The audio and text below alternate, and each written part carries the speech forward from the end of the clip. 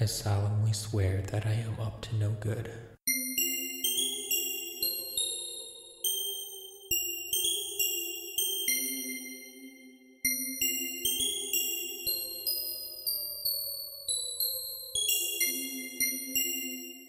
Hey everybody, welcome to episode 6 of the Tales from Godric's Hollow podcast, the best Harry podcast in Wizarding World of Harry Potter. It's true, it's a true story. They are actually playing this podcast in the Wizarding World of Harry Potter. As we speak, I am sure somebody is listening to this podcast right now while in the Wizarding World of Harry Potter. It's pretty meta. I am one of your co-hosts. I am the muggle of the show, Josh Brown. I am joined by the man who talked me into starting this journey many months ago. Unbeknownst to him, I was in for the long haul all along, but I made him wait. I made him sweat it out. I made him work for it. But here we are. My guide through the darkness, that is the Harry Potter void in my heart, Matt Sonnenberg. I absolutely love your intros. Sometimes I'm pretty sure you don't even know where you're going with them, but you always make it work out. 100% I never know where I'm going with them, Matt. Awesome. Even better. I can't script that stuff if I tried.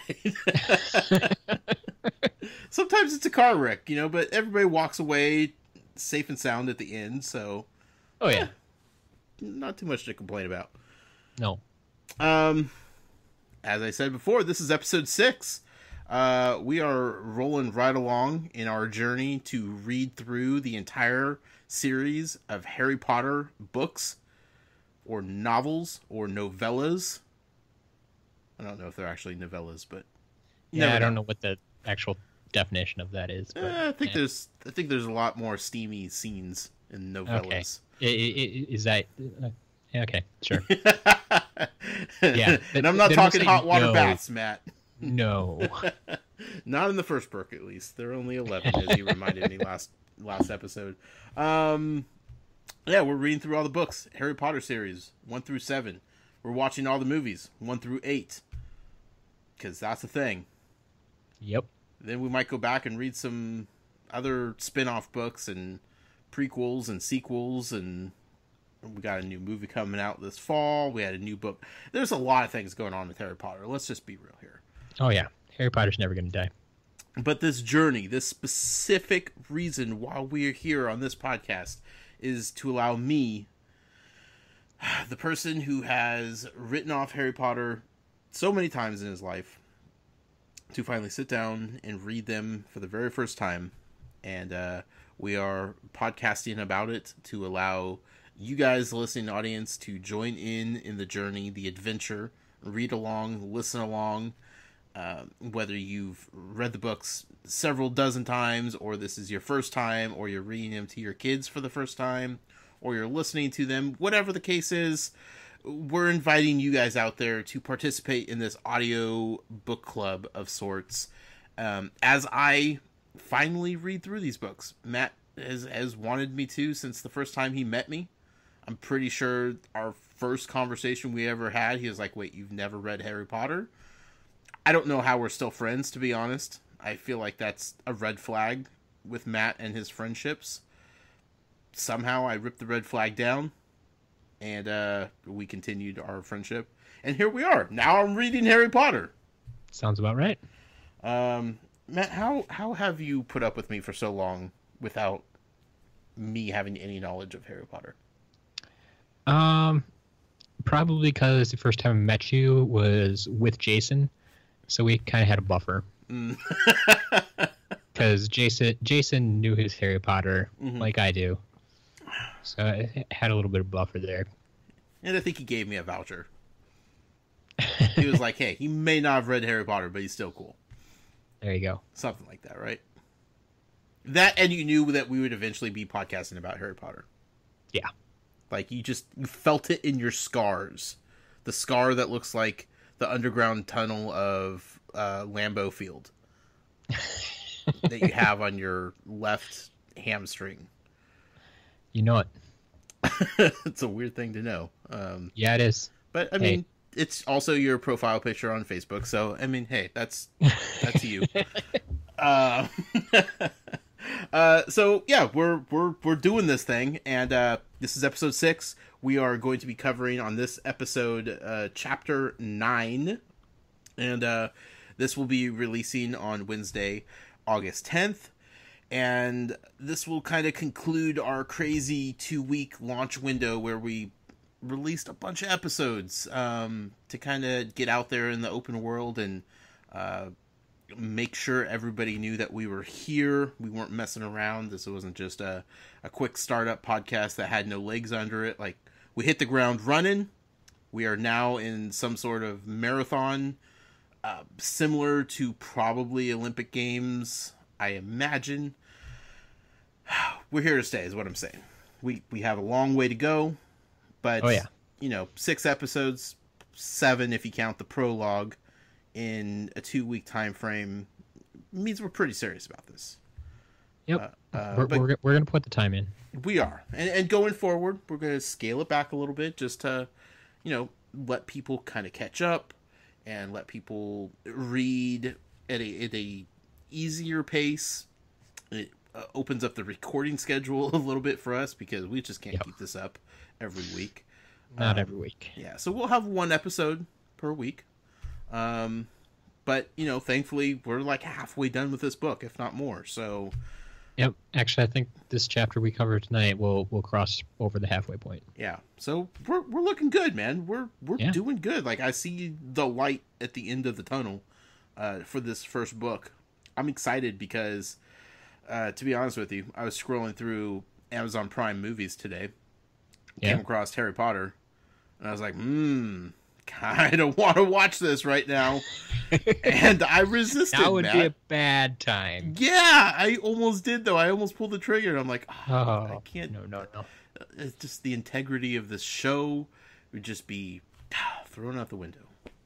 Yeah, sometimes Amazon is the enemy. Mm-hmm. It was there, though. It was waiting for me, Matt. Yep. All I had to do is click, yes, okay, watch.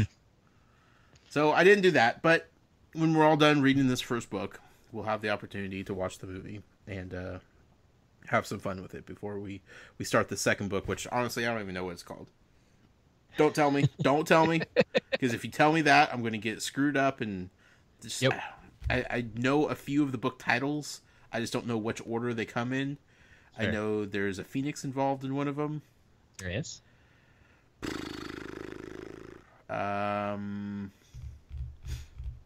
Deathly Hollows. I know that's a thing. That is a thing. I don't know which book that is. Rise of the Phoenix? Is that what? I don't know. What I'm trying to say is we're at Sorcerer's Stone. The first book, of course. Is that really what you were trying to say there? That's long way around. Okay. Yeah. We're circling back around the wagon here, Matt. Sorcerer's Stone, first book. I've watched the movie once before. I don't remember it. I was tweeting about non-Harry Potter things. And I'm excited to watch the first movie, for sure.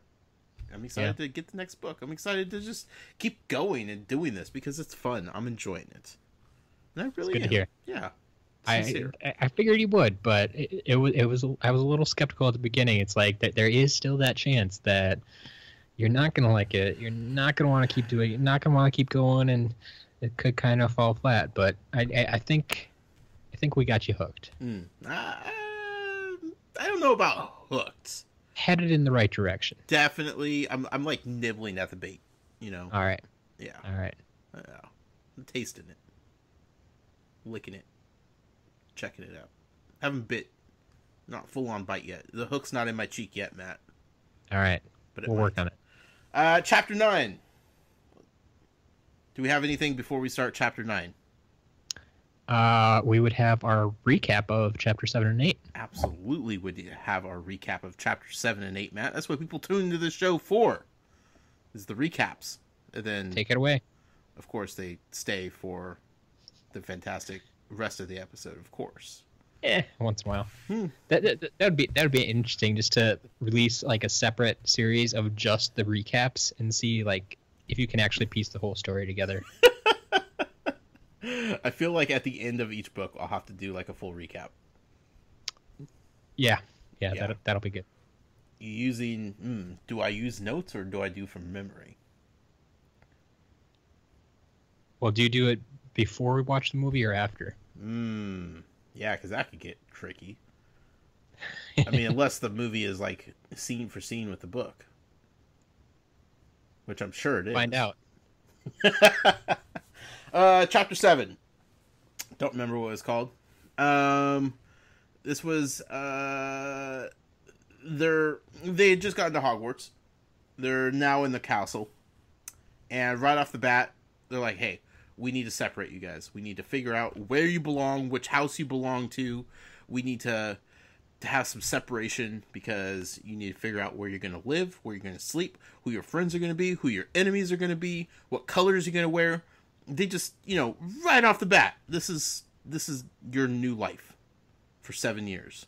I think, right? 7 years? That's how long? Yes. Okay. Yes, 7 years. Okay. This is your 7-year sentence. So like it or not, we're going to decide which house you belong into. And of course, you have the Ravenclaw, you have the Hufflepuff, you have the Gryffindor, you have the Slytherin.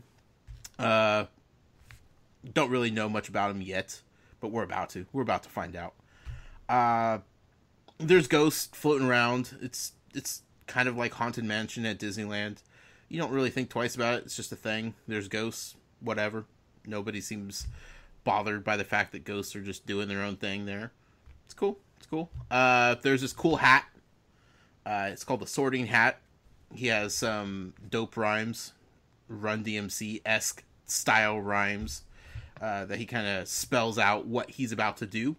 What he's about to do is sit on some kids' heads, all the first years, and he's going to read their minds, and he's going to tell them which house they belong to.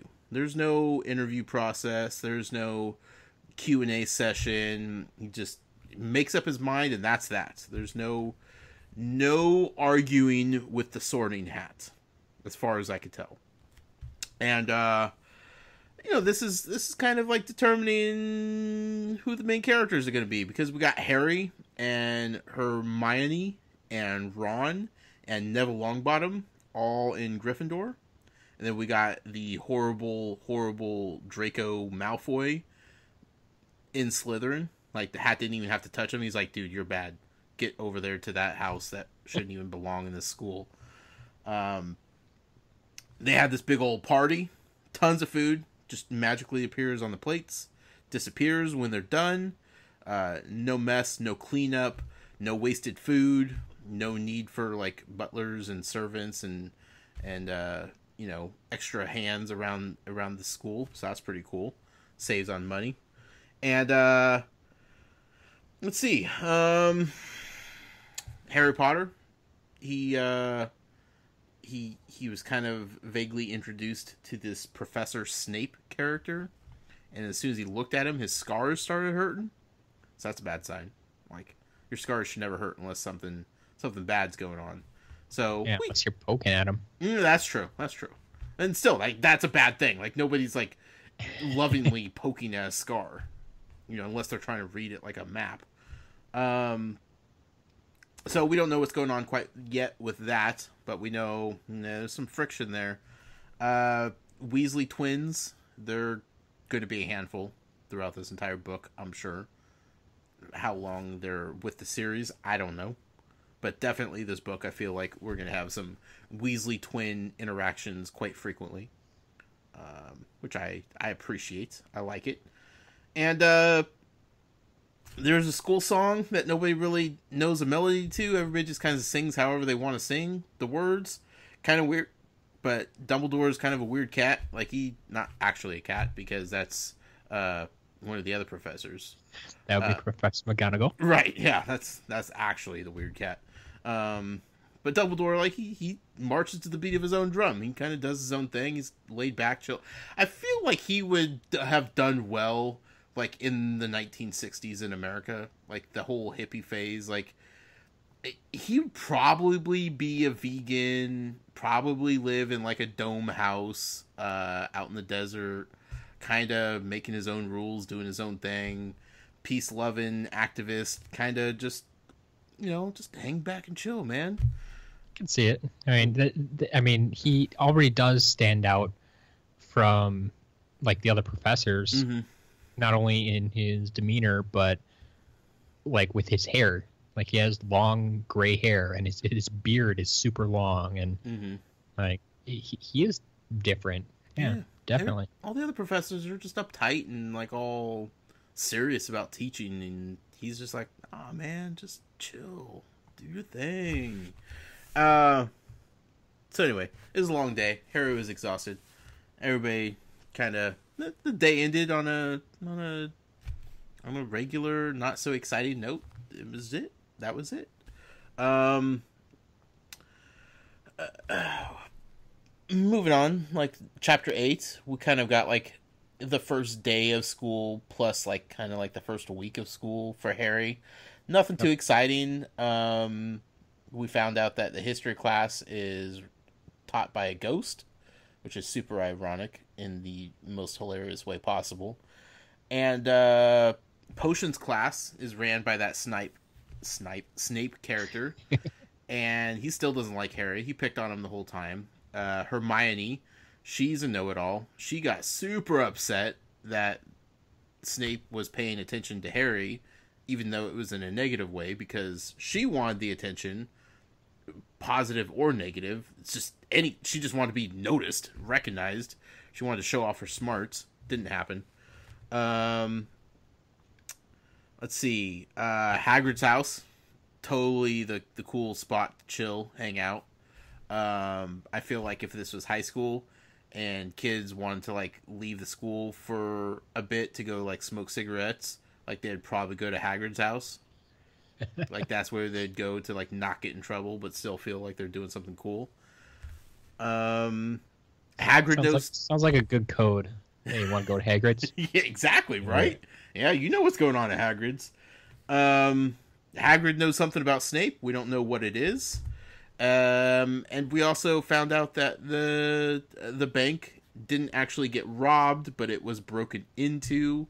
It happened on the day that Harry's birthday happened, when he was there. Possibly happened like while him and Hagrid were there. Some weird things. I don't know quite the connection yet. Journalists don't do the best job of reporting all the news in newspapers. It's kind of like on a need-to-know basis sometimes with, politics of newspapers and how they work and whatnot. But, yeah, Chapter 8 kind of just ended with, like, not really fireworks per se. Just kind of, hey, Harry's in Hogwarts now and just doing his thing. Yep, left him with a few more questions, but... Yeah. Overall, I think things are pretty positive, headed in the right direction. Absolutely. Yeah, so we move into Chapter 9, called The Midnight Duel. We have a short list of new characters. Once again, we have Madam Hooch, who is their flying instructor. We have Oliver Wood. He is an upperclassman in Gryffindor.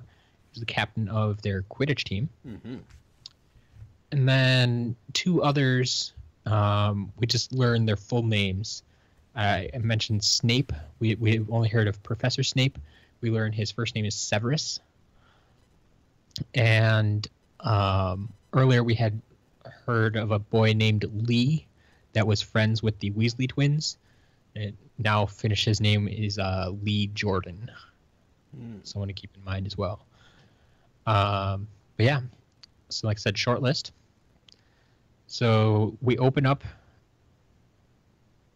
with their first flying lesson. And once again, Harry is super excited because he's been looking forward to flying, because it seems to him, one of the most wizard exclusive activities, Right. It's something he never would have had a chance to do if he kept living with the Dursleys. So he's super excited about this flying lesson until he finds out that just like their potions class, they are getting flying lessons right alongside Slytherin. Dun dun dun. We know how that goes. Yep. Yeah. So he's kind of has mixed emotions about this now, but they go into it anyway. And Ron can't stop talking about Quidditch. He talks about Quidditch constantly. He even gets into kind of a debate-friendly argument with Dean Thomas. Actually, I think he wasn't mentioned by name. And I don't think I wrote him down in my notes. Spoiler. But yeah, Ron had already had a big argument with Dean Thomas, who shared their dormitory about soccer. Mm-hmm. So Dean is also not really familiar with Quidditch like Harry. He comes from a more Muggle background, and so he's very familiar with soccer. Ron is familiar with Quidditch, and so they get into this argument about it. And that kind of led me to our Muggle poll for this episode.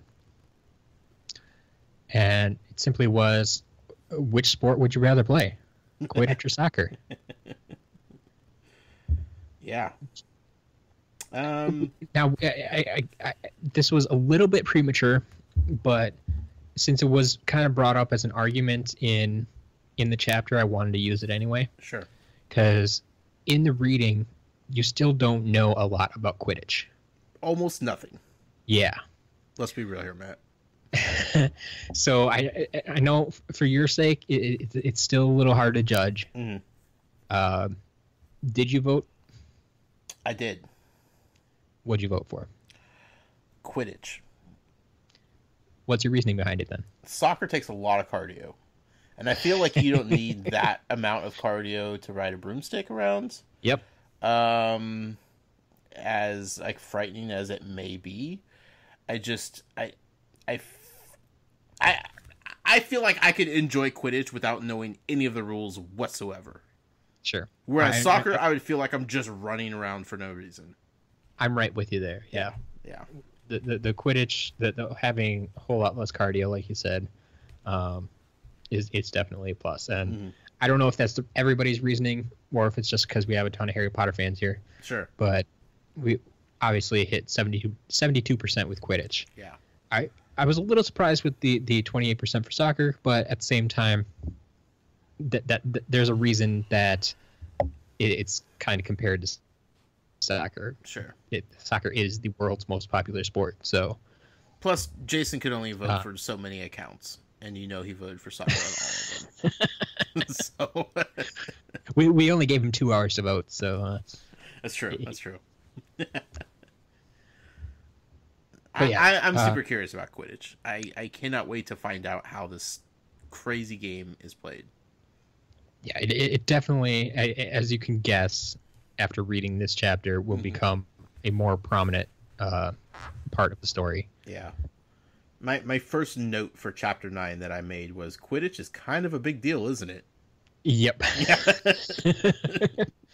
I mean, it is their sport. I mean, it is the wizard sport. Right. And not only is it, the wizard sport, but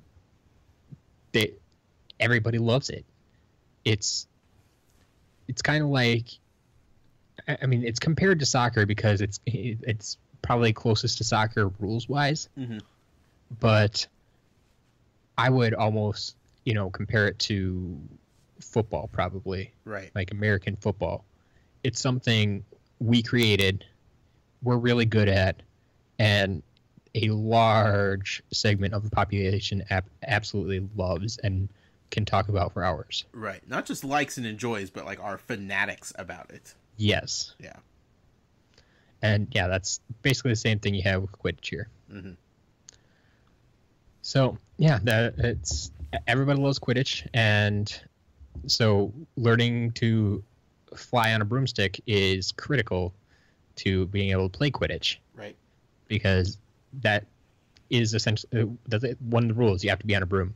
Yeah. You can't play Quidditch from the ground. Right. So unfortunately for people like Hermione, who loves to learn from books, this is something she wasn't looking forward to because it wasn't something she could learn from a book. This is the equivalent of like PE class. Pretty much, yeah. The book smart kids, you know, PE's not their thing. No, they're just like, I don't want to play dodgeball.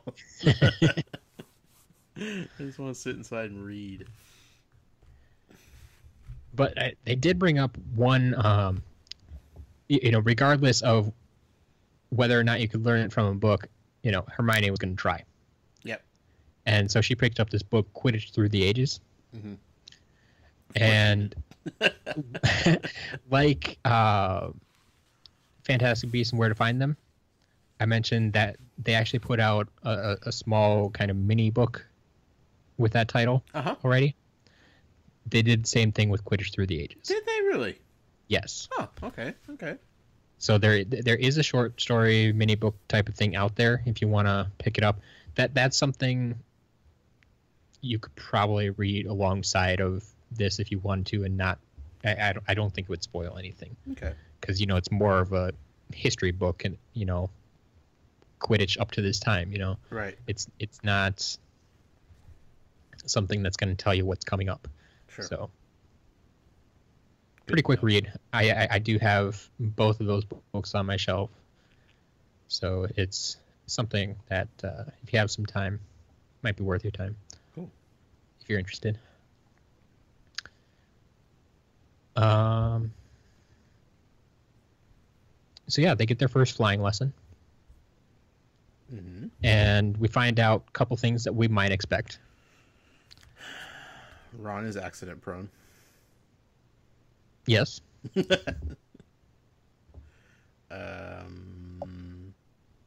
Poor Neville. Yep. Poor Neville. Just that kid has the worst luck. Nothing goes right for that kid, does it? No, not right now. Yeah. What else did we learn? Kind of jump past Neville's Remember All. Curious little gadget. Yeah. Something we don't necessarily have. Nope. What'd you think of that though? I thought it was cool. Like kind of setting up Neville to be forgetful and like not have the best memory. I don't know what's up with that. Like he's just like the butt of every joke so far. It seems like for whatever reason. I don't know. But like the gadget itself, like it's a little ball filled with like smoke, right? Pretty much, yeah. Smoke looking thing, like it looks like smoke inside of a ball. I think actually when it's, I don't know, I want to say like off, if no one's touching it, it's actually just like a clear ball. Oh, okay. I was in my head. I was picturing like a clear ball with like just like smoke moving around inside of it. It's possible. I just know. Well, yeah. It's hard to describe because I mean, obviously, it's something she made up. Sure. But, yeah. The description is, when he grabbed it, it glowed scarlet. So it turned red in some manner. Right. It doesn't really say how or what it did. Right. But okay, yeah, it does say when he first pulled it out, it was a glass ball the size of a large marble, which seemed to be filled with white smoke. Oh, okay. So yes, okay. There's your white smoke. So I wasn't making that up. No. Okay. Wouldn't put it past me, Matt, but yeah. Then when it glowed scarlet, it meant he'd forgotten something. Right. So it's I mean, a large marble is still pretty small. Yeah. That's an interesting part, but like I think it kind of made sense because like you could stick it in your pocket, right? Without it being too obtrusive. I would still think it to be like a golf ball. Like golf balls are pretty decent size for something like that. Yeah, sure. Especially considering like what happens to it, and we'll get to that in a second. But just like for something so small, like that's that's why what happens is so impressive, I think. Yeah. Definitely. But before we get to that, though, I have a question. Yeah. Draco. Yes. He has an eagle owl? Yes. What is an eagle owl? Is that a real thing? I think so. I haven't actually Googled this, which I'm going to right now. But I was like, an eagle owl? What is an eagle owl? Eurasian eagle owl. It's a real thing. Yep. Huh. Yeah, as far as like standard creatures go, like if it's a generically speaking like an owl, Right. a creature you've heard of, Mm-hmm. I don't think she makes too much up. Right. But obviously if it's, well, I mean, something like a goblin. Sure. I mean, there's lore about goblins right. that you can kind of follow, but you can kind of make up what you want too because they don't actually exist. Mm-hmm. But as far as creatures we know about, she's pretty good on details. Yeah. So the eagle owl have like those feathers that come up out of their like eyebrows and Okay. stick like straight up. And they're also slightly smaller than a golden eagle, which are giant birds. Yeah. I that's what I was expecting with an eagle owl, is Yeah. for it to be large. I guess I've just never, not that I recall a species of owl called eagle owl. So when I read that, I'm like, why does he have a special owl? Like, what kind of owls does this kid have here? Yeah. Is rich status coming through again, or what's going on? Which it probably still is, but I definitely think it is. Yeah. Supposed to be kind of a status thing. Sure. Like he wanted the biggest owl he could find. Right. So he got the eagle owl, you know. Yeah. Okay. Had to get that out of the way. Of course, if I just Googled it before the show, it wouldn't have even been a topic, but say la vie. Sure. It's more fun this. So what happens at this writing class? Well, let's see. As we expected, well, I like how they're all explained here. So, Harry's broom jumped into his hand at once, but it's one of the few that did. Hermione Granger's had simply rolled over on the ground, and Neville's hadn't moved at all. Poor Neville. Like, it just fits their personalities so well. Yeah. Like you can just picture that too. It's like Hermione's trying really, really hard, but it just didn't work. And Neville, I mean, what'd you expect? Not much greatness from that kid. That's what. No. But it is interesting to know, whether you expected it or not, that Harry's jumped into his hand immediately, which should give you some indication that it might be meant for him. Right. Which we find out very shortly that it does. Yeah, he's kind of a natural at this thing, isn't he? Yeah.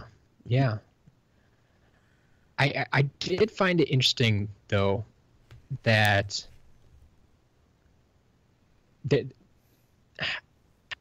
how independent broomsticks can be, and like how different they can be. Right. Like broomsticks are essentially, as cliche as it may be, their form of transportation. Right. So I liked it when they I think it was Fred and George were telling Ron about some of the brooms at school that saying some of them started to vibrate if you flew too high, or some always flew slightly to the left. Like, really? like it sounds like they're just describing car problems. Right. It starts to rattle if you go over 30 miles an hour. Sure. And, the alignment's off, so it's always turned to the left. So it's interesting to see that that their transportation, they have the same problems. Right. Or kind of like horses. Like they're kind of, we rely on them for transportation, but they're still kind of wild animals that will do their own thing when they want to. Yeah. Like before this chapter, I had felt about broomsticks probably in the same way of like the wands, where there could be some sort of like not to the extent of the wand picking, the wizard per se, but not having like full on personalities, but like just an extension of the wizard that owns it. Sure. But like this chapter like made it very clear that like these broomsticks kind of have their own personalities as well, and kind of are just going to do their own thing sometimes. Yeah, like they're kind of independent, but at the same time, like you think that no matter which broom Harry grabs, it's going to behave better than if Neville's on it. Right. Yeah. So it's that each broom is going to have its own personality, but it's going to also, I think, react differently depending on who's riding it. Right. Yep. Like whether or not it's the broom deciding to agree with its rider, or if it's the rider being able to control what the broom, like if the broom wants to misbehave, the rider can control it enough to make it do what it wants yet. Right. It's fun. It's fun to think about. Yeah. So then what happens? Poor Neville. I have that exact same thing written in my notes. Just poor Neville. So he's trying his hardest to follow the rules, do exactly what Madam Hooch tells him, but unfortunately he gets a little too anxious, kicks off the ground before the whistle, can't control his broomstick, he goes flying all over the place, the broom zigs and zags and dumps him off. And what I find interesting too is that we're just talking about how the brooms have a personality of their own. Mm-hmm. This broomstick, when it throws him off, it doesn't fall to the ground after that. It just takes off. It keeps going. It flies off into the forest. Like, and out of sight. What is this? Like, okay, that broom just didn't want anything to do with Neville, I guess. Get as far away from the kid as possible. Unfortunately for Neville, he fell from quite a height and appears to have broken his wrist. Yep. So he has to be taken to the medical wing of the castle. Right. Which I'm glad they have. I'm not going to lie here. Like, I was super concerned. Like, what do wizards do when they get hurt? Yep. They essentially have a school nurse, Madame Pomfrey. She's mentioned. She's mentioned in passing once before, and now in this chapter we actually find out she's basically the school nurse. Right. So there are witches and wizards that specialize in healing. Mm-hmm. That's just like in the Muggle world, you can specialize in becoming a doctor or a nurse. You can do that essentially in the wizarding world as well. Right.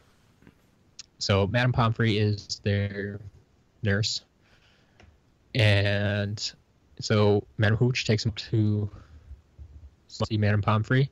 Everybody else is left on the ground. And, of course, what do you think 11-year-old boys are going to do when left alone with broomsticks? Try to fly them. Of course. Why Especially not? when they find something of someone else's that they're not too fond of. Right. So Draco finds the Remember-All that Neville dropped and decides to have some fun with it. Mm-hmm. Harry, of course, take doesn't. It up to the top of a tree, right? Yep. So he flies up to the top of the tree. Harry's not having any of that, though. Right. So he follows him up. Mm-hmm. And he is... This is where we find out that he really is a natural. Right. He doesn't even have to... he's never flown a broomstick before. He just knows what to do.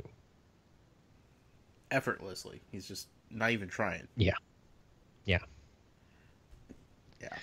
So before we go too much further, I forgot I wrote this note down here. the Remember All, to me, it just screams infomercial. It feels like that product you see on at 11 o'clock at night. Sure. And it's like, do you feel like you're always forgetting things? Yeah, they could totally sell that on an infomercial. In any case, they could have a whole Wizarding World infomercial channel, I'm sure. The Put Outer and the Remember All. Yeah, they got all sorts of stuff they could sell. Yeah.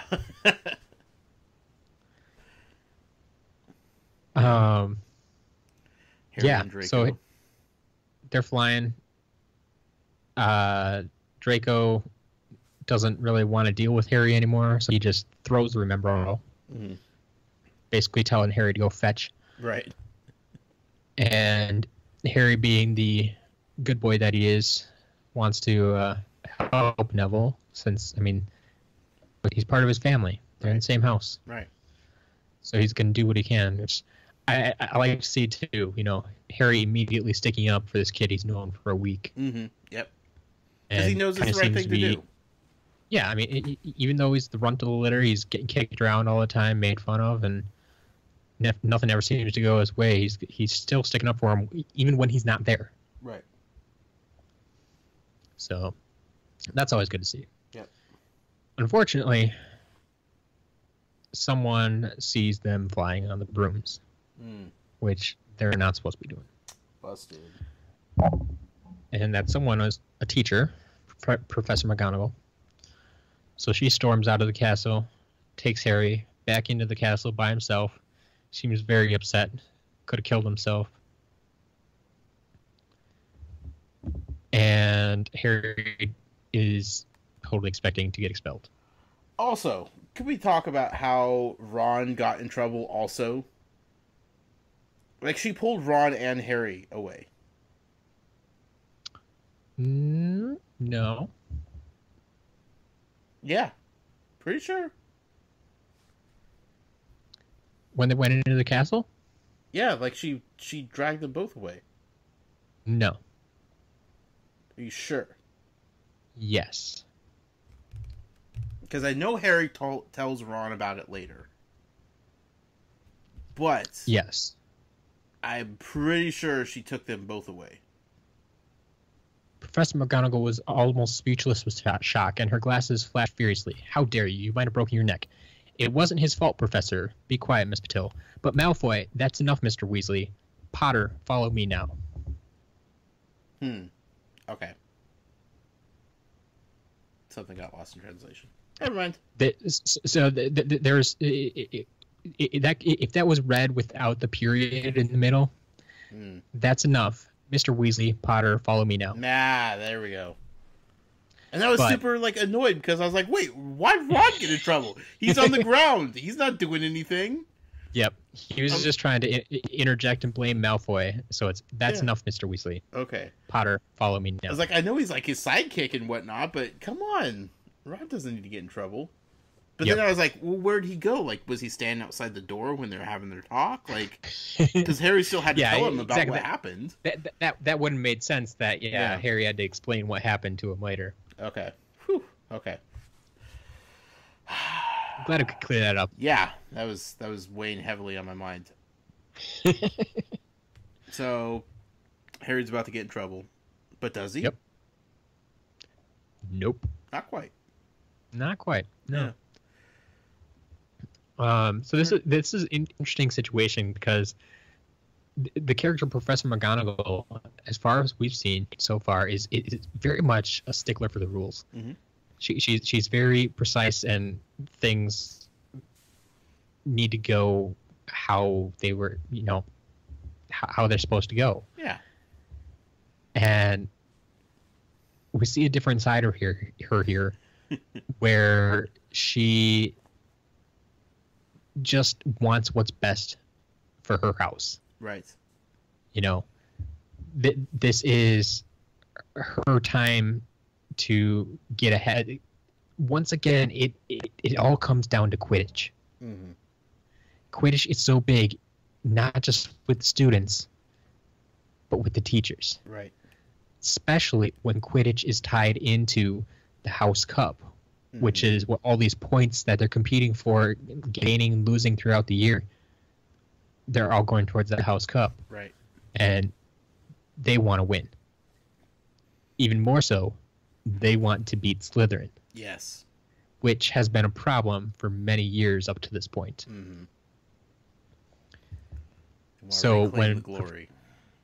Professor McGonagall finds something that can help her in that quest, she is kind like she plays it off as Harry's going to be in trouble. Right. But secretly, she knows she's not going to punish him. Yeah. Because she needs his talent. Mm-hmm. So we see Harry getting a little bit of special treatment here already. Which obviously is going to tick some people off. Mm-hmm. I imagine so. But we find out that she wants Harry to play Seeker. Right. And now, I was trying to remember this. I didn't go back and look it up, actually. Do you know what a Seeker is? Nope. Okay. So this is the first mention we've had of it in the book. In my head, if we're comparing it to American football, okay, it's like the equivalent of a wide receiver. Okay. Flashy, fast, quick, kind of does her own thing, a little cocky, pretty independent. I'm seeing Seeker and wide receiver on like the same plane there. All right. We'll get into that later in the book, so sure. We'll see how close you are. But we find out a few things, kind of where Harry's talent might come from, who's being compared to. Mm-hmm. Like we knew Ron's brother Charlie was the captain of the Quidditch team. We now found out he was also a Seeker, which, I mean, is saying something when Professor McGonagall, I believe, says that he's better than Charlie Weasley. Right. And she's just seen him, on a broomstick once. Yeah. And she's already saying he's better than Charlie Weasley. Sure. I mean, not obviously even playing Quidditch. Like, maybe he sucks at the game. He's really good on a broomstick, but he sucks at the game. Yep. It's possible.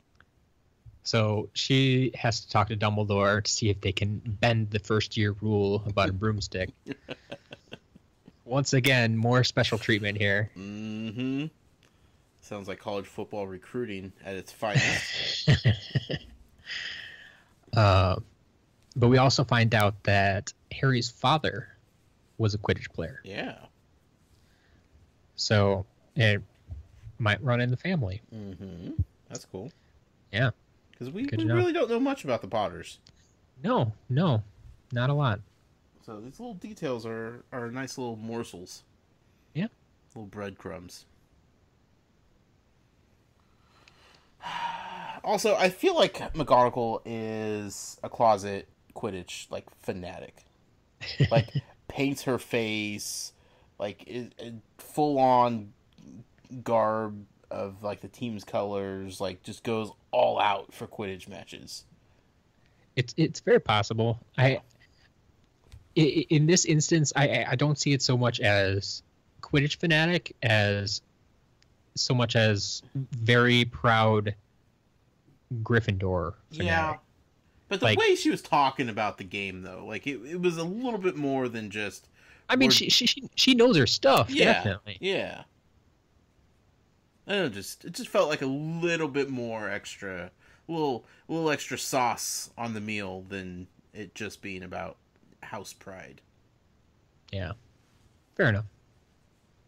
Who knows? I bet she used to play back in the day. Maybe we'll find out, right, Matt? Maybe we'll find out. All right. From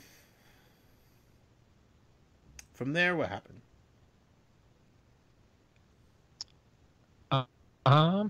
Well, unfortunately, this especially does not turn out to Draco's liking. Mm-hmm. Especially when he finds out he's not being punished. Right. He doesn't quite know yet, I believe, that he's going to be on the Quidditch team. Yeah. They're keeping that a secret. But Draco's not happy to see Harry again. Mm-hmm. He was expecting him to be expelled. Right. So he kind of wants to put up a fight. Yeah. And he challenges him to a duel. Mm-hmm. A wizard duel. A wizard's duel at midnight. Yeah. So that something I don't think they touched on too much is that there is a curfew. I think it's implied, but never, like you said, not really enforced. So planning a duel already at midnight is kind of a bad idea. Right. I mean, anything coming from Draco is probably a bad idea. Let's just put that out there. It's true. Yeah. So that night, Harry and Ron are getting ready to wait till everybody else is asleep, getting close to midnight, start sneaking out. But, of course, the annoying, know-it-all, tattletale Hermione is down in the common room waiting for him. She just has to be involved, doesn't she? Yep. Has to butt into any and every situation. Before we get into her role into this, so Ron is tagging along because Harry needed a second. Yes. And Harry didn't know what that was. He's never heard of a wizard's duel before. And Ron volunteered to be Harry's second.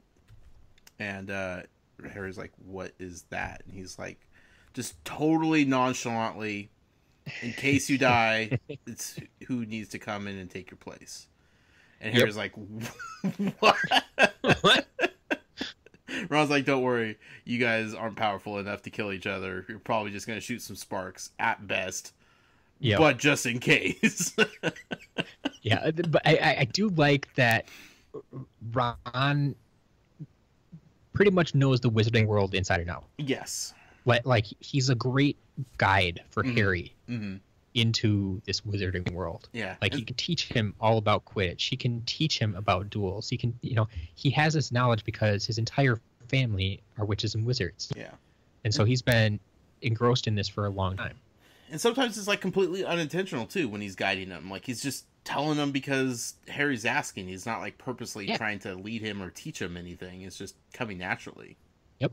Which is what makes that dynamic super strong. Yeah.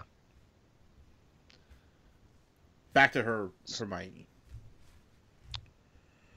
Yeah, so Hermione meets him down in the common room, and they're just kind of trying to ignore and keep going. They're running late already, and so she keeps tagging along, trying to scold him and say, "You're gonna get in trouble. You're gonna lose us points. You're gonna," and they get out into the hallway, and finally she sees she's not gonna be able to stop him, so she stops, turns around, and the picture that is the entrance to their dormitory is empty.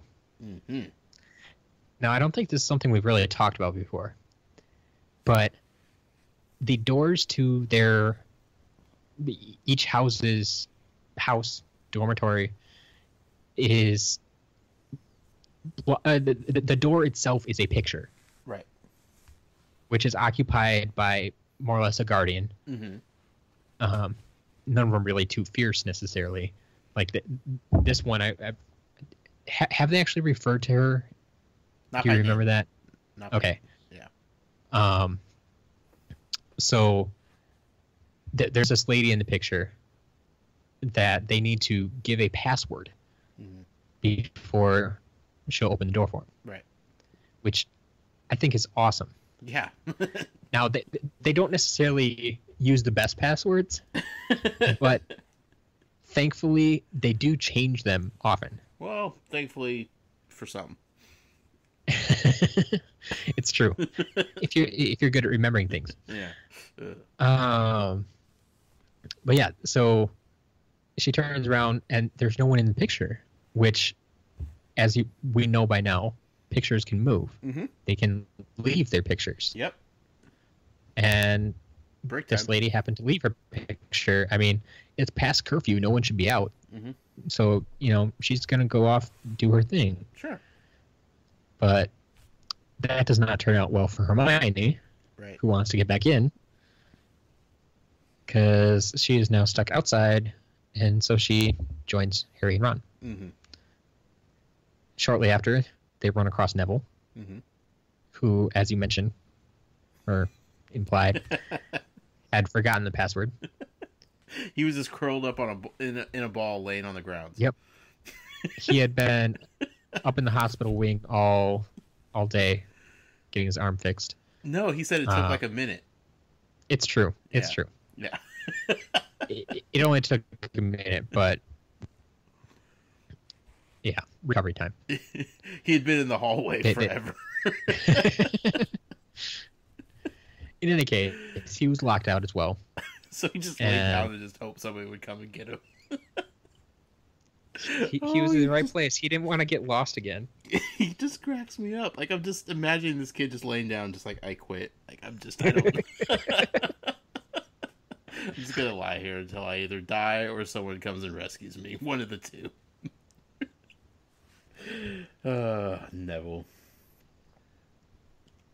So he's up and he joins their party as well. Mm-hmm. So now their party of 2, their stealthy party of 2 has now grown to a party of 4. Right. And they're off to meet Draco and Crabbe for their midnight duel. Right. But if you hadn't suspected already, like I said, anything that comes out of Malfoy's mouth is probably a bad idea. Mm-hmm.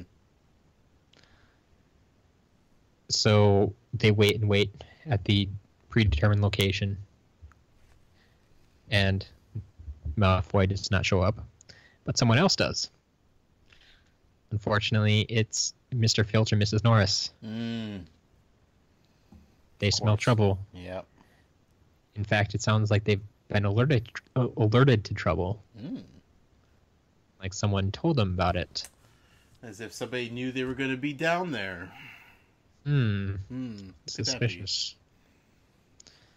So they have to run away. Mm-hmm. Unfortunately, along the way, they run into Peeves. We haven't talked about much either, but right. Peeves the poltergeist. Mm-hmm. He is a troublemaker. Kind of a jerk. Yep. Yeah. He's very rude. Mm-hmm. He's obnoxious. He tries to make as much trouble for anybody that crosses his path. Right. He does not want to help anybody. Yeah. No matter what their purpose, no matter what their meaning, he will purposely try to not help. He wants to be as unhelpful as possible. Right. So when Harry, Ron, Hermione, Neville are running away, trying to be quiet, trying to hide, he makes as much noise as possible. Mm-hmm. Of course.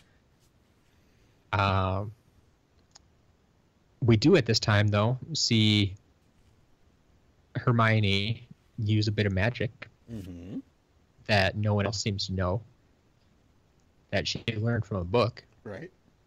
Which, once again, proves that it is possible to learn from books. So she unlocks this door for them to hide behind, and they get away for the time being. They can hear Filch caught up to them outside, but he's caught up by Peeves, who, as I was just saying, does not help anybody. He wants to be as unhelpful as possible. So, Filch wants help finding the kids. What's he going to do? Not help him. Which actually plays out in their favor. How so, Matt? Well, he's not going to tell them where they are, so they can just hide where they are, and he's going to wander off in some other direction. Right. But this is where we hit the big surprise in this chapter. The big reveal. Yep. And I only noticed it because I've read the book so many times, but I like that as soon as they started or no, I think it was when they were headed to the trophy room to meet Draco, they mentioned that it's on the 3rd floor. Right. Mm-hmm. So you may not be thinking about it ahead of time, but if you go back and analyze it, it's like, huh, are you trying to hint at something here? Mm-hmm. Because the 3rd floor on the right-hand side is what's out of bounds. Right. And they quickly find out why. Mm-hmm. What do they find? They find a mystery package. Not quite. Oh. What do they find? They find a 3-headed dog. Ah, yes.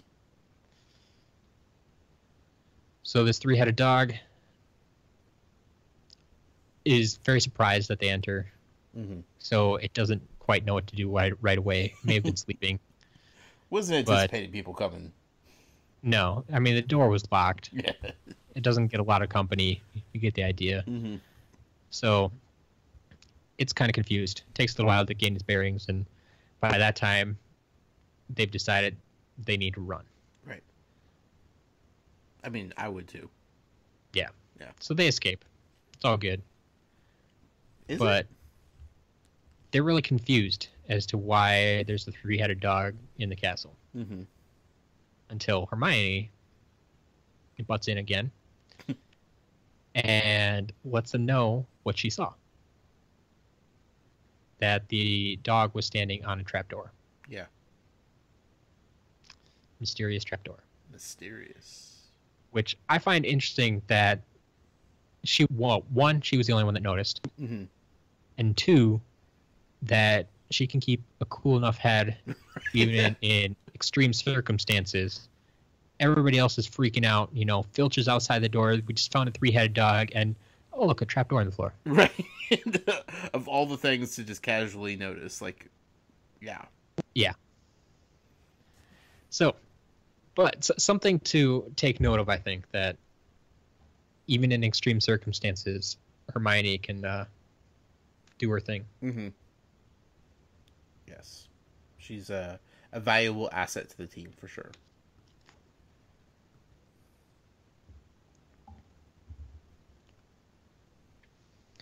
So yeah, I think that was about it. Yeah, it's we're kind of, it was a very jam-packed chapter. Yeah, probably more action. Yes. Than we've seen in a lot of previous chapters. Mm-hmm. Kind of setting up the overall bigger picture of like what's this book's theme going to be about. You know, we're past the point of Harry being introduced to Hogwarts, and now it's Harry just living at Hogwarts and doing his thing. And Quidditch, we know Quidditch is a big deal now. And there's this giant mystery that, you know, we knew about a few chapters ago, kind of, sort of. To some extent, we thought something was weird, but now we know for sure. Because, I mean, 3-headed dogs usually mean something weird's going on. So, yeah, so this is picking up steam here. Yeah. Yeah. Quickly, I mean, like I said, we're halfway through the book now. We got to go somewhere. Mm-hmm. Yep. They're probably going to have to go through that trapdoor. It's a possibility, but not right now with that dog there. Yeah, that's probably true. Kind of wonder how that dog got in, though, because I mean, it doesn't seem like the door they went through was, you know, oversized by any means. Right. And this seemed to be a giant 3-headed dog. It didn't seem like, you know, it was like a 3-headed poodle or something. Right. I feel there's a few people that might be responsible for it. I feel like Dumbledore probably knows about it. I feel like if it's big enough, it might have something to do with Hagrid. You Maybe both of them are in charge of this thing. So Hagrid is just in charge of all things big? Yes. Okay. Because they're his size. Because they're normal size to him. Okay. Makes sense. I mean, he's big and strong enough to move stuff and operate stuff and control stuff that are big. I don't know how this thing works, Matt. I'm just spitballing here. I know. I'm just trying to clarify what you're thinking. Because that's what people want to know. People want to know what you're thinking. If it's big, Hagrid's responsible for it. All right. Yeah, there we go. I'll just put it out there. I enjoy these theories. Whether they're right or not remains to be seen for you. Sure. Yeah. So I'm excited. I'm very curious what's going on. Good. What that dog is there for? Why they're not supposed to be up there? Why it's a big deal that they're up there? A lot of unanswered questions at this point. Yep. I will say, by the end of this chapter, how much I'm starting to really appreciate the dynamic between Harry, Ron, and Hermione. Like, they do seem to work well together. They're just hitting their stride. Like, just... Yep. Ron and Harry are just, like, the perfect goofballs together and just, like, bounce off each other. And then she comes along, and Ron definitely is, like, irritated by her, and she doesn't really like either one of them two, but she still wants to make sure... For whatever reason, she always wants to... be a part of what they're doing, like, because she feels like they're kind of doing some cool stuff, and it's getting her out of the room and keeping her from reading more books, but also, like, she wants to make sure that they're safe and not going to die. Yeah,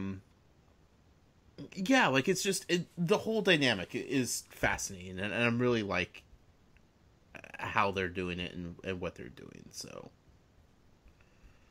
Yeah, I think she's taken to the whole, family house dynamic. Mm-hmm. Like, this is my family, I want to keep them safe. Yep. But she's not really great at expressing that and actually fitting in like, a quote unquote normal person would. Right. She's doing it on her own level, mm-hmm. which feels really, kind of annoying, and she's really inserting herself into other people's conversations where they weren't really expecting her to. I just feel like she doesn't know any better yet. She'll figure it out, I think. Fair enough. She'll get better. But that's about it for episode 6, Matt. Yeah. Chapter Another 9 good episode. is in the books. Literally and figuratively.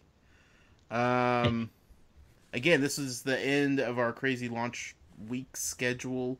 We were not going to have another episode until... oh boy, what's the date on the next episode? Do you have that handy by chance? It's going to be it's going to be released on next week, Tuesday. Right. Which should be the 16th. 16th, correct.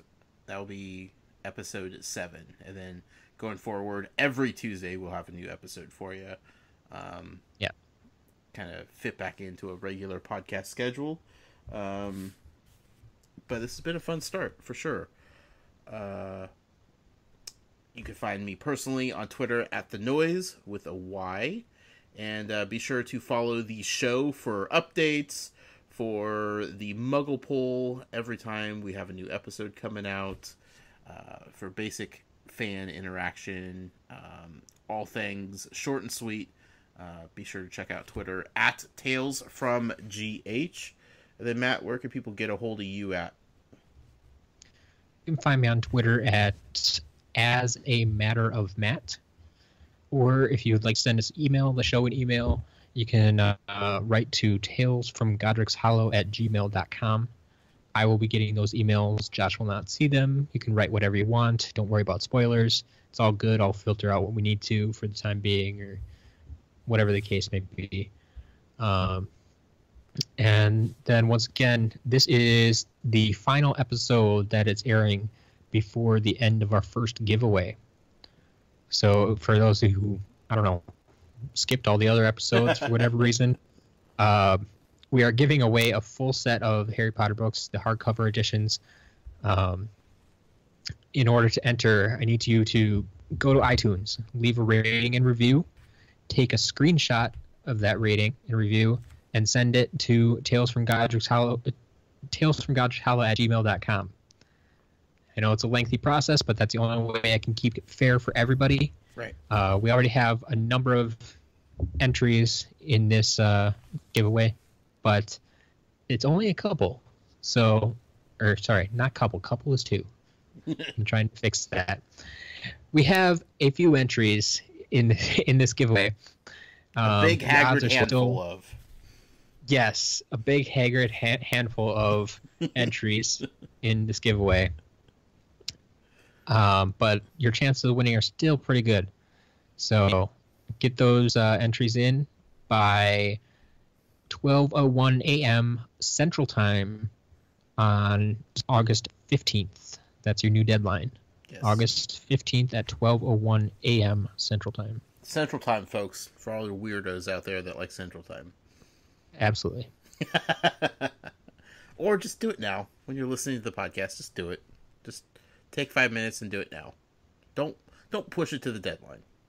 Yeah, it doesn't take long. It really doesn't. I'm not trying to ask for too much. It's you click on a star rating, type up one sentence, and you're good to go. Yeah.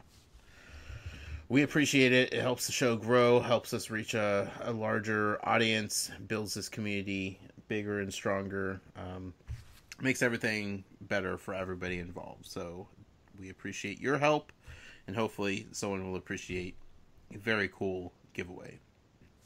Matt, as always, this has been a pleasure. Look forward to episode 7 next week. Same here. Gotta figure out how I'm going to do some reading while camping, because I will be gone. I will be out of touch. I will be without communication for several days. Good thing you have a physical copy of the book. It's true. It's true. If anything happens exciting, Matt will take care of it, I'm sure. But until next week, folks, when we find out possibly what's in the trapdoor, Muggle out. Mischief managed.